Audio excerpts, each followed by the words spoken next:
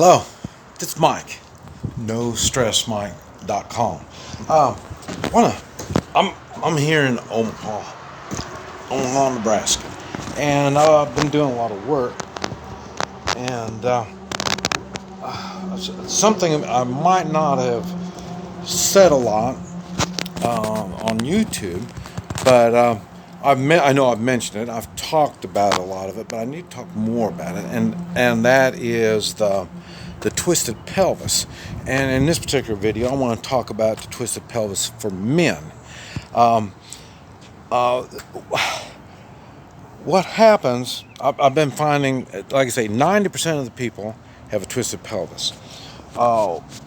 Once you get over 60, the body changes, and it's a little bit more difficult to pinpoint things and to get people to believe what I'm finding.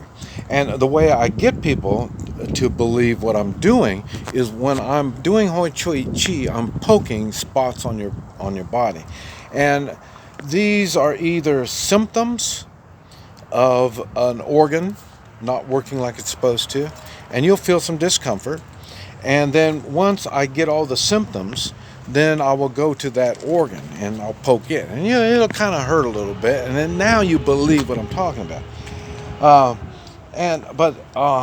On a twisted pelvis for men, well, for men and women, what it does, the twisted pelvis will it pinches a nerve in the bladder, and you can't urinate properly.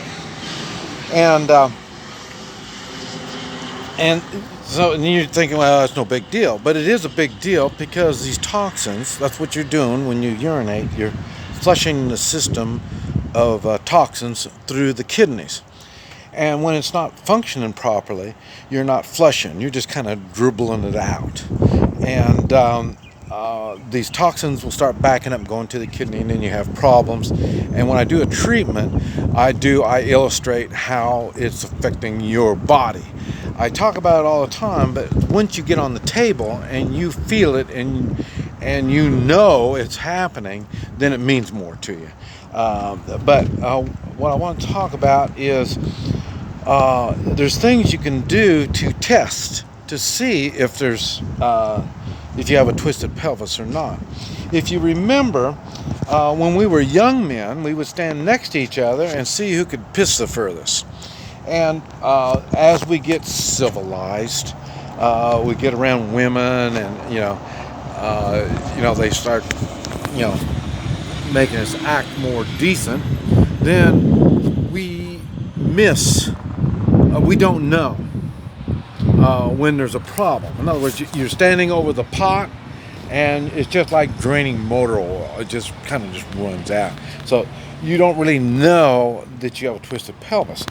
And but the thing is, when you get the twisted pelvis on men, your prostate will swell. And so anybody with a swollen prostate or with prostate cancer, they have a twisted pelvis. And it starts with the swollen, not pelvis. They have a twisted pelvis, and their prostate will start swelling. And it swells first, and then it gets cancerous. So that's why it's easy to fix. So you need to fix it. But like I say, medical people don't tell you about this, because when you're getting the toxins out of your body, you don't get sick. Less toxins mean you're not going to be sick. Okay. So what you need to do is, and I always ask people when I do it, I ask them, well, how far can you piss when I'm working on these men? They don't know. That's because you're civilized. You got to get out and you got to do something. This is what I was saying. Don't try this at home. People think you can step 2 or 3 steps back from the stool and try to piss in the pot. I don't want you doing that. I don't want your wives, making comments, cussing me out. So don't do it.